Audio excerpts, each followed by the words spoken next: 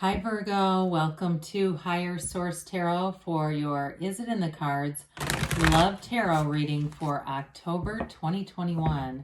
This is a Love Tarot reading for all Virgo, Sun, Moon, Rising, and Venus. Thank you for all the love you show the channel by subscribing, hitting that like button, everything you do. And I, in turn, send that love right back to you every day. I think of you. I send you positive energy. We're always connected. And if you're new here, welcome to you. I post new readings every Friday, then again on Monday. So if a reading doesn't resonate, come back in a couple of days. Check a new reading. You could even look at different parts of your chart, watch readings from those other parts, or Mondays are a completely different style of reading every week, and that can be kind of fun to look at those too. This week is a love reading, but I do a pick a card reading, monthly readings on Mondays. Fridays are always a general reading. Later in the year, into December, I'll do a yearly predictive reading for 2022, so that's fun too. And if you like tarot and you like the channel, I'd love to invite you to subscribe to Higher Source Tarot. All right, what advice do you have for Virgo about love, please? What does Virgo need to know about love? What messages do you have for Virgo, Sun, Moon, Rising, and Venus about love? Best and highest good. All right, so we will begin by drawing 3 cards to represent your energy, 3 cards for the person you are attracting, 3 cards on the advice. You've got the King of Swords, the 6 of Wands, the Queen of Swords. Oh boy, somebody's going to get direct. You've got the person you're attracting is the 2 of Cups, the 10 of Swords, and the 2 of Wands. You've got the advice is the Queen of Wands. Well, I like this, the Fool and the 8 of Pentacles. Now, you guys, occasionally I'll misspeak, and that's sort of the downside of showing the cards, because if you're just looking at me and I call a card the wrong name, you have no idea. I read the cards correctly, but from time to time I will call something the wrong suit, but then I'll read it right, or I'll say the 2 instead of the 3. Forgive me on that, okay? But your energy here, like I said, you're about to be direct, but you know what? It does something here. With the King and the Queen of Swords, you know what you want, and you're going for it. You've definitely got air in this reading, Aquarius, Gemini, Libra. You've got all the elements here. And so with the King and Queen, you're very clear-headed. And you're also a good communicator in this reading, in this particular energy. The King and Queen, the King can be rather harsh. The Queen is a little more, kind of doesn't take things as seriously, a bit sarcastic, a very witty sense of humor.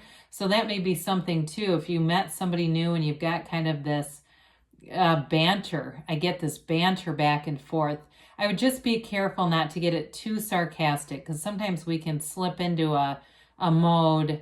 And I've even said this to my son before. I said, your sarcasm like tips on passive aggression, and that gets, that gets uncomfortable. So let's watch that. We don't want to get too heavily into that. But I do feel like you've got this banter with this person, and it is comical. So let's keep it there. Now with the 6 of Wands, what I like about that is, the King and Queen are not particularly like warm, loving energy. So we like the 6 of Wands, because that brings in that harmony of opposites. It also represents love. And so you've got passion, you've got love, and you're being noticed. Somebody here definitely is very aware of you. I think they find you attractive, and I definitely feel like there's like a chemistry, a passionate kind of, and maybe it's something too, if it's somebody you haven't dated but you work with them or something, there's like some kind of a sexual tension thing going on. Remember that, I think it was called Moonlighting with Bruce Willis. Remember that show? And there was like this, the whole show was around this like sort of sexual tension between these 2 characters that work together. It feels like that for somebody here too. So with this person's been hurt before, okay? Very obviously with the 10 of Swords, they may have had a relationship that ended, but I don't feel like they've given up on love. I still feel like they're a hopeless romantic. They're still looking for love. They know what's out there. And I actually see this person like going out on their balcony in the night, just looking at the universe going, well, where is it? Come bring it. Find me. They're ready to, I feel like they've healed and they're ready to be in something new. I like the Two of Wands with them because it is kind of a dreamy energy. He holds the world in his hand but wants a bigger world. Twos are all about reflection, their duplication, they're coming together, it's communication here. And so with that Two of Wands, again, I feel like they look at past relationships and they can take some responsibility. And I like that because you know, it's never good when you have somebody who blames the other person and has absolutely no ownership in any of it. Even if it's on the simplest level of, look, I attracted them. Somehow there's got to be something that I have control over here. So the Two of Cups, they're looking for their match. I do feel like you do align with them well, especially if they are an air sign. That may be part of that too, why you have so much air in your part of the reading. But with the Two of Cups, it's an energy of true love. It's an energy of, you know, an equal offering, right? They both have the same size cup in that card. It also can be an unexpected meeting or an opportunity. So if it is somebody like in the past, maybe you worked with them or you have some relationship, but it just the timing was off, I do feel like you'll get a chance with them now. But either way, if it's not that, it's still that can be that unexpected meeting or something where it brings the two of you together. And there's definitely a mutual understanding here, mutual adoration, and moving forward in the same direction. So it's two people who want the same things. And I do feel like this person will be very eager to move forward, not needy, but I do think that they've been waiting for a while. It could be as close to a year. I feel like 10 months, but you know, it could be somewhere around that time that they've been waiting. So the Queen of Wands shows up and she's very passionate. You've got someone here in this relationship. You'll be very loyal to each other. You may find too that you have a lot of adventures together, new adventures, doing things that you've never done. I see somebody in a kayak, don't know why. But again, it may be, maybe you're thinking, no, I've always wanted to do that. Well, this might be your opening. But with the Queen of Wands too, it's also a card of being very physically attractive and attracted to one another. So you may find that your romantic life with this person is very exciting. And never a dull moment with the Fool too. I mean, we like the Fool. It's all about having full life power and it's fearless, right? It's a card of releasing all resistance, being completely unconditional and approachable. I do feel like you'll have transparency in the relationship. While they've been hurt, like I said before, they don't live there. So it's not like they're stuck in the past, but they may be open about things.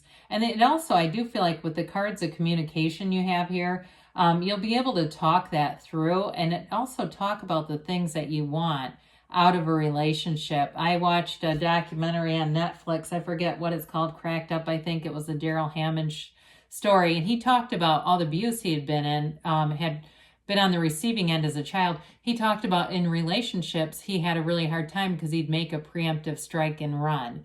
And so this is like the opposite of that, where you can talk about things. He'd say, you know, a normal person could just say, hey, can we talk about this? He couldn't do that. You have somebody here that can do that, that can say, can we talk this through and just be on the same page with things? And so with the Fool, they don't get threatened. You don't get threatened. There's nothing about that. It's all about trust, enthusiasm, new beginnings, and it's beautiful. The Fool tells you your soul is always victorious.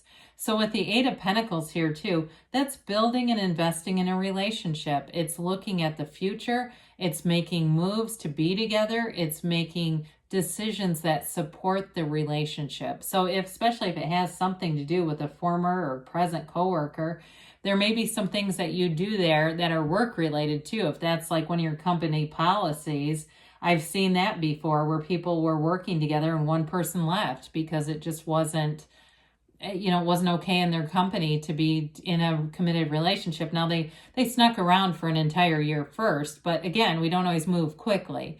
But with the Eight of Pentacles, either way, I do feel like it's a commitment coming and somebody who wants to invest the time, wants to grow this relationship. So you have great romance, passion, and real love here. All right, Virgo, let's see here what else we have going on with these Angel Answers Oracle cards here for Virgo.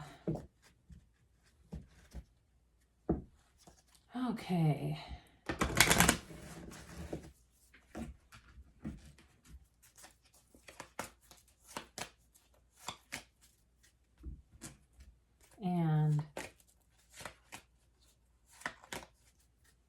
you have here. Look for a sign, okay? Those signs and synchronicities are all around you. Forgiveness. So for whatever that is for you, the Queen of Swords can be somebody who's been wounded. So sometimes it can be about that too, and just letting go of the past. They say communicate clearly. Well, the universe hears you.